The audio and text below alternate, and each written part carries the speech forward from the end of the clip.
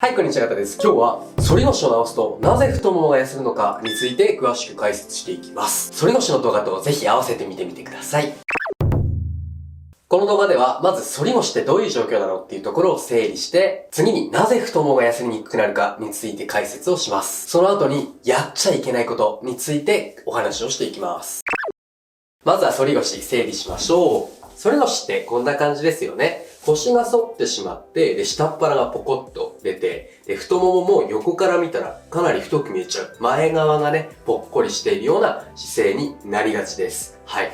反り腰の特徴ですよね。こんな感じの姿勢になります。で、この姿勢のままだと、ダイエットとか頑張ってても、なかなか下っ腹のお肉が落ちなかったりとか、太ももの前、お膝の上の筋肉脂肪がなかなか落ちない、細くならないっていうことがよく起こってきます。で、これなぜかというと、この下っ腹、太ももの前のぽっこりは、二次災害だからなんです。二次災害。本当の元凶は反り腰なんですよね。はい。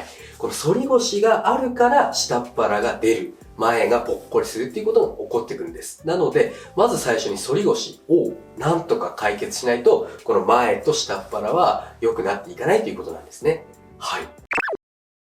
はい。で、次はなぜ反り腰になるとぽっこりしてくるかを確認しておきましょう。これをね、理解しておくだけで、かなり反り腰の改善に役立ちます。で、答えはシンプルです。前に重心がいっていて、太ももの前をたくさん使ってしまうからです。これがシンプルな理由です。で、詳しく解説していきますと、皆さんちょっと立ってみてください。立った時にすごく猫背にしてみましょう。どうでしょうか？後ろに倒れる感じがしませんか？逆に胸を張ってみてください。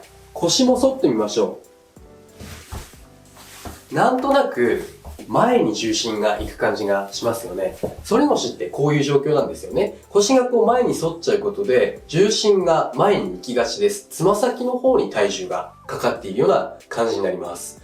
そうすると太もも前の筋肉ってかなり使われることなんですよね。普通のしっかりまっすぐな立ってる姿勢よりも、この太ももの前がよく使われる状況になってしまいます。イメージすると分かりやすいのが、坂ダッシュ、部活でやりませんでしたか？あとは階段の一段飛ばしをイメージしてみてください。太ももの前めちゃくちゃ疲れますよね。そう。あれって、前にかなり足を頑張って出さなきゃいけないから、重心がすごい前に寄るんですよね。横から見た時に重心がすごく前に寄ります。そうすると、この太ももの筋肉がすごく使われる状況になります。で、反り腰の方は、立ってる状態でこういう感じに近いんですよ。前に重心がある分、太ももの前の筋肉がすごく使われやすい。この状態で、例えばスクワットの筋トレをやってたりとか、ね、他の筋トレをやったりして、もう日常生活を送ったりしてても、やっぱり太ももの前に負担がかかりやすいんですよね。なので、割と前の筋肉、大腿四頭筋っていう筋肉が発達してきやすいっていうのが特徴です。はい。重心が前に行きやすいんですよね。重心が前に行きやすいから、太ももの前が発達してきてしまう。いわゆる筋肉太りとかって言ったりしますけど、そういう状況が起こってくるっていうのが前っ張りの原因です。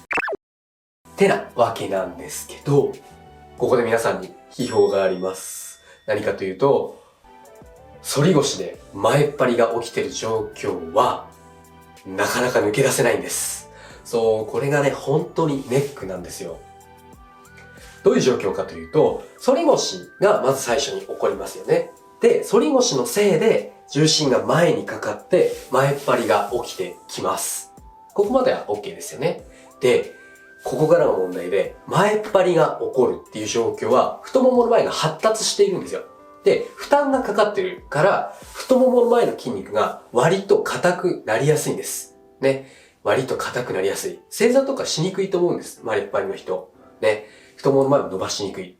で、この状況、筋肉が硬いっていう状況が、反り腰をよりひどくさせるんですよね。よりひどくさせる。反り腰を治りにくくさせちゃうんです。そうなんです。詳しく解説しますと、この太ももの前の筋肉は大腿四頭筋って言います。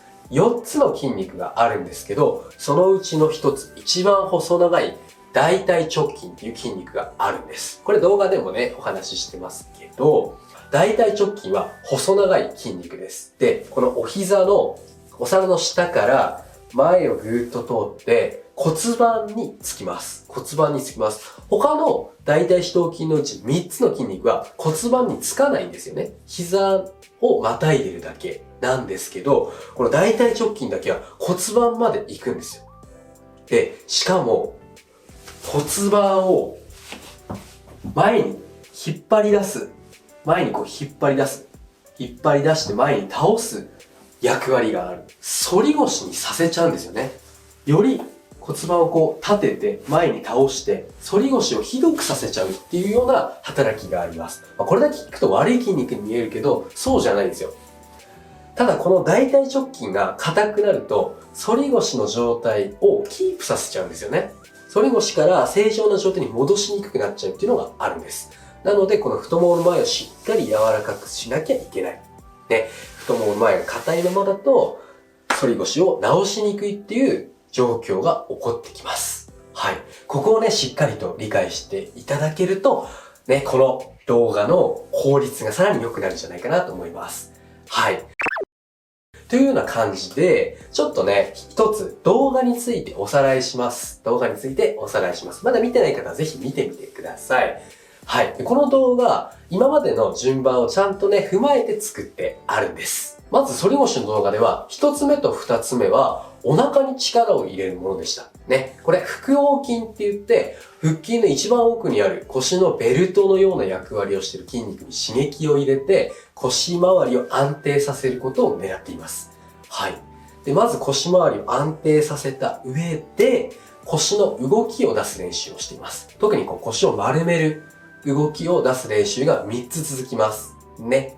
3つ続きます。正座でやって、四つん這いでやって、あとは肘をついてやって。ね。腰を丸める方向に動かしつつ、しっかり安定させる。まずは反り腰に対してしっかりとアプローチをかけています。で、その後に太ももの前を伸ばしているんですよね。太ももの前を伸ばしています。これ反り腰に対して最初にちゃんとやっとかない状況で、太ももの前をいきなり伸ばすと、うまく伸びないんですよ。うまく伸びない。ね。しかも反り腰を直すために伸びないんですよね。ただ伸びるだけ。この腰反ったまま伸びちゃう。腰反ったままでも太ももの前って伸ばせるんですけど、しっかりと腰丸めないと反り腰を直すためにはあんまり意味がないんですよね。うん。なのでこの順番でやっていって、太ももの前をしっかり伸ばした後に、また最後に腰を丸める練習っていうので締めてるっていうのがこの動画の特徴です。なので割とね、ちゃんと考えて作った動画なので、そこら辺を頭の中に入れてってもらえると、もっと納得してね、できるんじゃないかなって思ってます。はい。というような感じなんですけど、最後にちょっとね、皆さんにぜひお伝えしたいことがあります。この反り腰っていう状況で、いきなり腹筋とか、あとレッグレイズ、ね、っていうような筋トレから始めると腰を痛くします。足パカも同じです。で、どういうことかっていうのを最後にちょっとご説明します。シットアップっていうのは腹筋なんですけど、寝た状況から、もうこうやって起きる腹筋なんですが、反り腰の状況だと、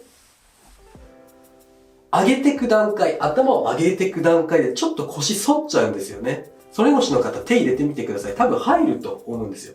で、この状況だと胸の背骨、胸椎っていうところに結構負担がかかっちゃうんです。なんで、腹筋を頑張ってやってて背中が痛くなる人がいると思うんですけど、これは結構反り腰の影響が多いです。ね。なので、いきなりこの普通の腹筋っていうのはあまり良くないと僕は思っています。あとはレッグレイズとか足パカ。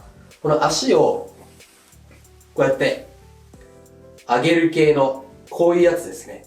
とか、足パカとか。こうやって足を上げてる状況って、足の重みがね、外にあるから、この足を止めなきゃいけないので、この上半身とかお腹周りにすごい力が入るんですよ。で、力が弱かったり、もともと反り腰が強かったりすると、この状況で結構腰反っちゃうんですよね。僕もちょっときついんですけど、腰反っちゃうんですよ。なので、こういう足を上げるような足上げ腹筋とか、あと足パカとかは、反り腰をしっかりと改善した上でね、やった方がいいんです。っていうのだけちょっとお伝えしますね。これを覚えておいて、反り腰をしっかり直してから、小型の動画でも結構ね、開脚するようなものとかいっぱいあるので、やっていただけたらいいなと思います。で、反り腰の動画、非常に好評いただいておりますので、ぜひ皆さんもやってみてください。